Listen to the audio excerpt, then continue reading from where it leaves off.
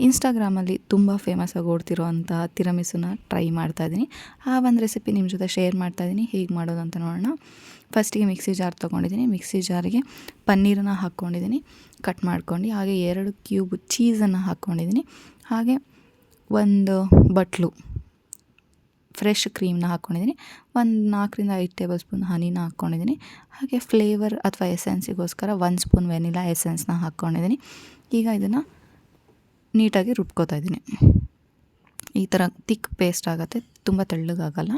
ಈ ಒಂದು paste ready ಆದಮೇಲೆ ನಾನು ಒಂದು ಬೌಲ್ನ ತೊಗೊಂಡು ಅದಕ್ಕೆ ಕಾಫಿ ಪೌಡರ್ನ ಹಾಕ್ಕೊಂಡಿದ್ದೀನಿ. ಹಾಗೆ ಸ್ವಲ್ಪ ಬಿಸಿ ಇರೋ ನೀರನ್ನ ಹಾಕ್ಕೋಬೇಕು, ಆವಾಗ ನೀಟಾಗಿ ಮಿಕ್ಸ್ ಆಗುತ್ತೆ. ಹಾಗಾಗಿ ಈಗ ನಾನು ಇದಕ್ಕೆ ರಸ್ಕ್ನ ಹಾಕಿ ಡಿಪ್ ಮಾಡಿ ತೆಗ್ದು ನಾನೇನು ಬೌಲಲ್ಲಿ ತಿರಮಿಸು ಮಾಡಬೇಕು ಅಂತ ಅಂದ್ಕೊಂಡಿದ್ನಲ್ಲ ಆ ಬೌಲ್ಗೆ ರಸ್ಕ್ನ ಫಸ್ಟ್ ಒಂದು ಲೇಯರ್ನ ಪ್ಲೇಸ್ ಮಾಡಿದ್ದೀನಿ. ಇದನ್ನು ಒಂದು 10 ಮಿನಿಟ್ಸ್ ಫ್ರಿಜ್ಜಲ್ಲಿ ಹಾಕಿ ತೆಗಿಬೇಕು, ಬಿಕಾಸ್ ಅದು ತುಂಬ ಸಾಫ್ಟ್ ಇರುತ್ತಲ್ಲ. ಹಾಗಾಗಿ ನೆಕ್ಸ್ಟು ನಾನೇನು ಪೇಸ್ಟ್ನ ಮಾಡ್ಕೊಂಡಿದ್ದೆ ಪನ್ನೀರ್ದು, ಆ ಒಂದು ತಿಕ್ ಪೇಸ್ಟನ್ನ ಒಂದು ಲೇಯರ್ ಹಾಕ್ಕೋತಾ ಇದ್ದೀನಿ. ಈಗ ಒಂದು ಲೇಯರ್ ಹಾಕ್ಕೊಂಡಿದ್ದಾದಮೇಲೆ ನೆಕ್ಸ್ಟ್ ಮತ್ತೆ ಸೇಮ್ ಪ್ರೊಸೀಜರ್ನ ಮಾಡ್ತಾಯಿದ್ದೀನಿ. ಅಂದರೆ ಮತ್ತೆ ರಸ್ಕನ್ನ ಕಾಫಿ ವಾಟ್ರಲ್ಲಿ ಡಿಪ್ ಮಾಡಿ ಮತ್ತು ಈ ಒಂದು ನಾವು ಪೇಸ್ಟ್ನ ಹಾಕ್ಕೊಂಡಿದ್ದೆ ಅದ್ರ ಮೇಲೆ ಇಟ್ಕೋತಾ ಇದ್ದೀನಿ. ಈ ಥರ ಫುಲ್ ಇಟ್ಕೊಂಡಿದ್ದಾದಮೇಲೆ ಮತ್ತೆ ನಮ್ಮದೇನು ಪೇಸ್ಟ್ ಇತ್ತಲ್ಲ ಆ ಒಂದು ಪ್ರೊಸೀಜರ್ನೇ ಈಗ ಆ್ಯಡ್ ಮಾಡ್ಕೋತಾ ಇದ್ದೀನಿ. ಸಾರಿ, ಚಲೋಗ್ಬಿಡ್ತು, ಬೇಜಾರು ಮಾಡ್ಕೋಬೇಡಿ. ಈಗ ಈ ಒಂದು ಪೇಸ್ಟನ್ನು ಇನ್ನೊಂದು ಲೇಯರ್ ಹಾಕ್ಕೊಂಡಿದ್ದಾದಮೇಲೆ ಕೋಕೋ ಪೌಡರ್ ಇರುತ್ತಲ್ವ ಅದನ್ನು ಸ್ಪ್ರಿಂಕಲ್ ಮಾಡ್ಕೋಬೇಕು ಇದ್ರ ಮೇಲೆ. ಈಗ ಇದನ್ನು ಒಂದು 3 to 4 hours ರೆಫ್ರಿಜರೇಟರ್ ಮಾಡಬೇಕು. ನಾನು ರೆಫ್ರಿಜರೇಟರ್ ಮೇ ಬಿ ಜಾಸ್ತಿ ಇಟ್ಕೊಬಿಟ್ಟಿದ್ದೆ ಅನ್ಸುತ್ತೆ, ಅದಕ್ಕೆ ಫುಲ್ ಗಟ್ಟಿಯಾಗೋಗಿತ್ತು. ನೀವು ನೋಡ್ಬೋದು, ಕಟ್ ಮಾಡೋಕ್ಕೂ ಕೂಡ ಆಗ್ತಾಯಿರಲ್ಲ, ಅಷ್ಟು ಗಟ್ಟಿಯಾಗೋಗಿತ್ತು.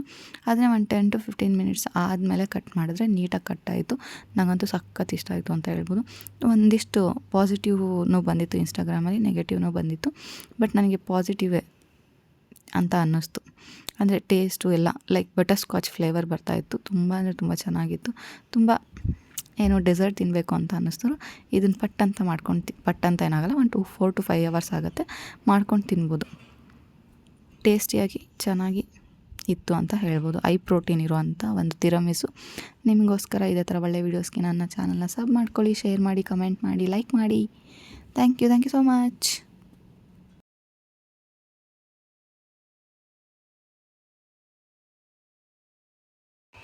ಫ್ರಿಜ್ಜಿಂದ ತೆಗೆದ ತಕ್ಷಣ ಹೆಂಗೆ ಗಟ್ಟಿ ಇತ್ತು ನೋಡೋದಲ್ಲ, ಬಟ್ ಇವಾಗ ನೋಡಿ ಎಷ್ಟು ಸಾಫ್ಟ್ ಆಗಿದೆ.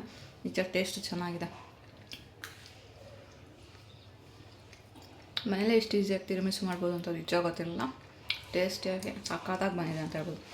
ನಾನು ರೆಫ್ರಿಜರೇಟರಲ್ಲಿ ಇಟ್ಟಿದ್ದಕ್ಕೆ ಫುಲ್ ಗಟ್ಟಿಯಾಗಿ ಹೋಗಿತ್ತು. ತೆಗ್ದು ಒಂದು 10 ಮಿನಿಟ್ಸ್ ಆದಮೇಲೆ ನೋಡ್ತಾ ಇರ್ಬೋದು ಎಷ್ಟು ಸಾಫ್ಟಾಗಿ ಕಟ್ ಆಗ್ತಿದೆ ಅಂತ. ಟೇಸ್ಟು ಅಷ್ಟು ಚೆನ್ನಾಗಿದೆ, ಸಖತ್ತಾಗಿದೆ ಅಂತ ಹೇಳ್ಬೋದು.